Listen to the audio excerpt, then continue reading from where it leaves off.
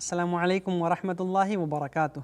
अल्हम्दुलिल्लाह वस्सलातु वस्सलामु अला रसूलिल्लाह अम्मा बाद। मेरे प्रिय साथियों और तमाम दीनी और इस्लामी भाइयों, आज के इस पाठ में हम जानेंगे कि हम जमात के साथ नमाज कैसे पढ़ें और अगर किसी की कुछ रकातें छूट जाएं जमात के साथ पढ़ने में तो फिर वो अपनी छूटी हुई रकातों को कैसे पूरी करेगा, ये बातें हम जानेंगे। तो सबसे पहले हम ये जानते हैं कि जमात के साथ, जैसे मैंने बताया था कि जमात के साथ नमाज़ पढ़ना ये उत्तम है, अफजल है और बेहतर है, बल्कि अनिवार्य है।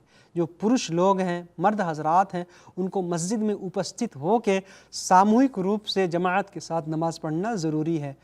अल्लाह के रसूल सल्लल्लाहु अलैहि वसल्लम बयान फरमाते हैं, सलातुल जमाअति अफजल मिन सलातिल फ़र्द बिसबइन व इशरीन दरजा, कि जमात के साथ नमाज़ पढ़ना ये अकेले नमाज़ पढ़ने से 27 दर्जा अफजल है, 27 गुना उत्तम, बेहतर और अफजल है।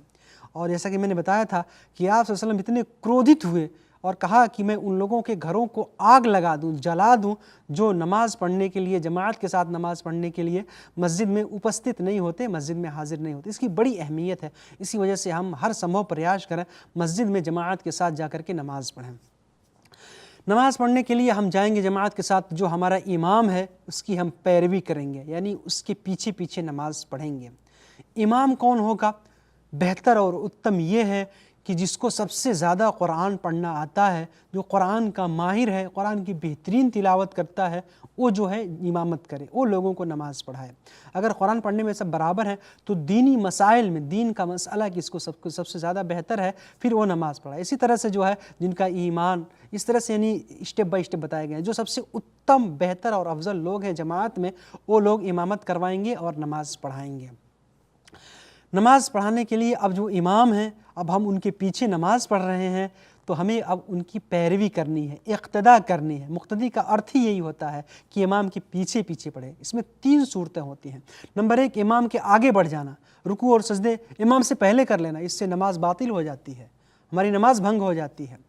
और अगर इमाम के साथ आदमी कोई पढ़ रहा है साथ साथ, ये भी अप्रिय है, गैर मुनासिब है, महबूब नहीं अल्लाह को, उससे भी उसकी नमाज बातिल होने का डर है। और इमाम के पीछे पीछे पढ़ना ये उत्तम है।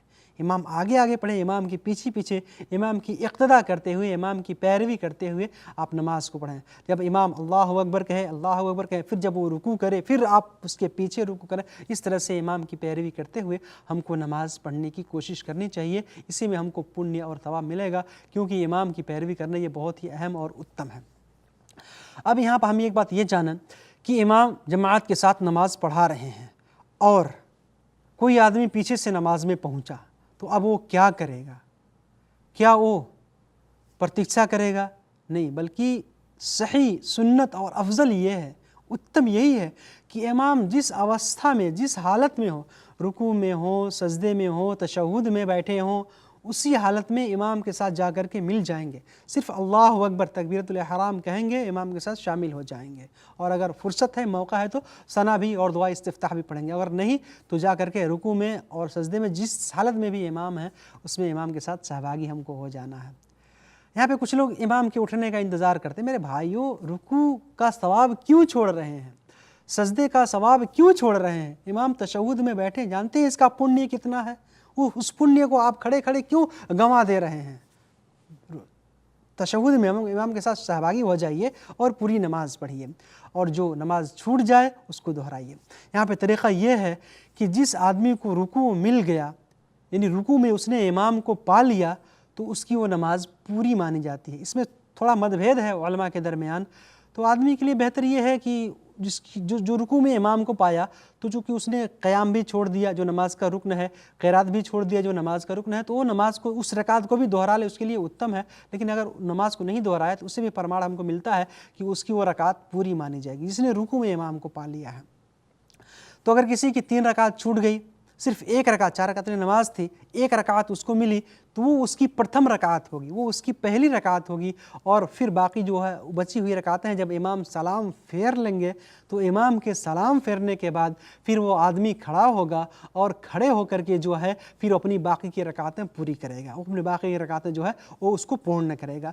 मेरे भाइयों, यहाँ पे हम एक बात और ध्यान दें کہ اللہ کے رسول صلی اللہ علیہ وسلم نے بیان فرمایا کہ جب فرض نماز شروع ہو جائے، جب اقامت کہہ دی جائے فرض نماز کے لیے، امام نماز پڑھانے لگے تو پھر کوئی نماز نہیں۔ اذا اقیمت الصلاۃ فلا صلاۃ الا المکتوبہ، جب فرض نماز شروع ہو جائے تو کوئی نماز نہیں ہے سوائے فرض نماز کے۔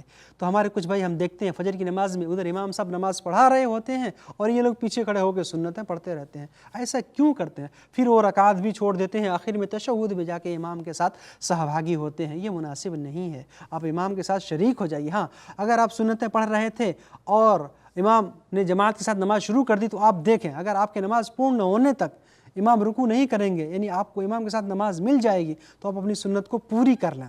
اور اگر آپ شروع میں ہیں، پرارمبھک اوستھا میں ہیں نماز کے، اپنی سنت کے، تو نماز کو چھوڑ کے جماعت کے ساتھ شامل ہو جائیں، اور اگر انتم میں ہیں تو نماز کو پوری کر کے جو ہے جماعت کے ساتھ سہبھاگی ہو جائیں، شامل ہو جائیں۔